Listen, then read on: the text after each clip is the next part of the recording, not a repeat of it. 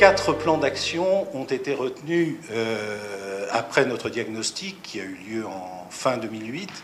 L'action numéro 1 est le développement des offres immobilières, la 2, l'arboriculture, la 3, la formation aux services à distance de Pôle emploi et la 4, la mutualisation de moyens pour les services à la personne. L'action 1, développement des offres immobilières, est un sujet éminemment important sur un territoire comme le Laragnais. Il est très clair que le développement des emplois ne peut passer que par un développement des zones d'activité et notamment lorsqu'il s'agit de nouvelles zones.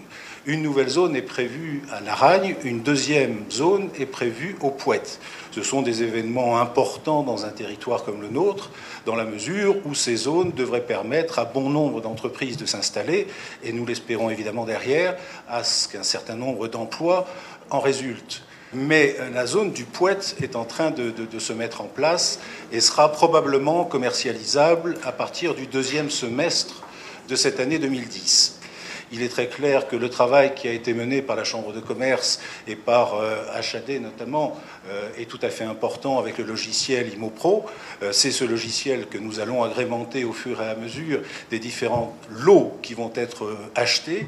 Mais pour l'instant, c'est une action qui est quand même un petit peu au point mort et dans l'attente de ce développement. Ce sera donc immanquablement une action que je vous proposerai de travailler en 2010. La deuxième action, c'est le développement des emplois dans l'arboriculture. Lorsque nous avions restitué les actions la dernière fois, Monsieur Vial nous avait proposé à la fin de cette restitution de rapprocher deux territoires, le sien, Tallard-Barcillonnette, et celui de Madame Rouy, le Laragnais, en nous proposant de travailler en commun sur l'arboriculture, parce que nous avons bien évidemment des sujets qui sont très proches et des élus qui sont très proches. Le problème de l'arboriculture sur le Laragnais et sur les territoires qui sont proches est un problème récurrent, un problème rémanent de la difficulté d'obtenir des offres d'emploi dans la mesure où bon nombre de ces arboriculteurs utilisent maintenant très généralement des équipes étrangères déjà formées qu'ils réembauchent très régulièrement d'une année sur l'autre et ce qui laisse peu de place aux travailleurs saisonniers locaux. C'est une action qui va se poursuivre évidemment en 2010. La première réunion, j'ai dit tout à l'heure, a eu lieu à Tallard. Il y aura une deuxième réunion qui va se mettre en place sur le Laragnais dans les semaines qui viennent. La troisième action, c'est la formation au service à distance de Pôle emploi. Cette formation a été faite en 2 demi-journées en janvier 2010. Formation tout à fait intéressante, très visuelle, très concrète, dans la mesure où elle a permis effectivement aux techniciens d'apprendre un certain nombre de choses qui ont ensuite été reportées sur les demandeurs d'emploi de nos régions, de nos territoires. Alors, c'est une action que nous considérons comme achevée dans la mesure où elle est en place et dorénavant, un certain nombre de demandeurs d'emploi peuvent s'inscrire chez nous, soit des formations en petits groupes, soit des formations individuelles qui leur permettent d'utiliser le site pôle emploi.fr de manière beaucoup plus concrète et intéressante.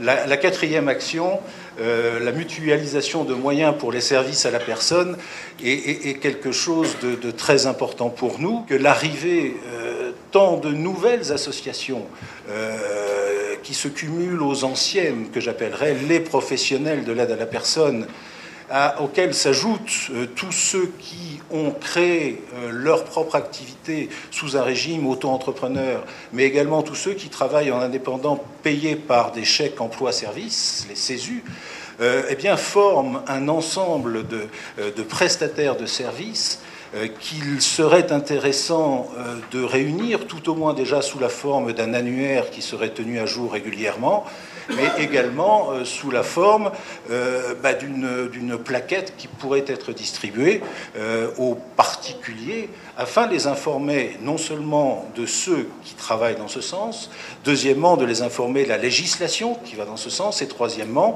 de les informer de l'utilisation, par exemple, des chèques emploi-service. Ces décisions ont été prises prise et nous espérons qu'avant l'été 2010, nous ayons pu véritablement aboutir sur ce sujet.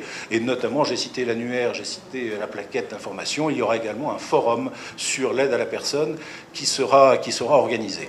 Je résume dans ce sens. L'action 1, donc, développement des offres immobilières, débutera réellement en 2010.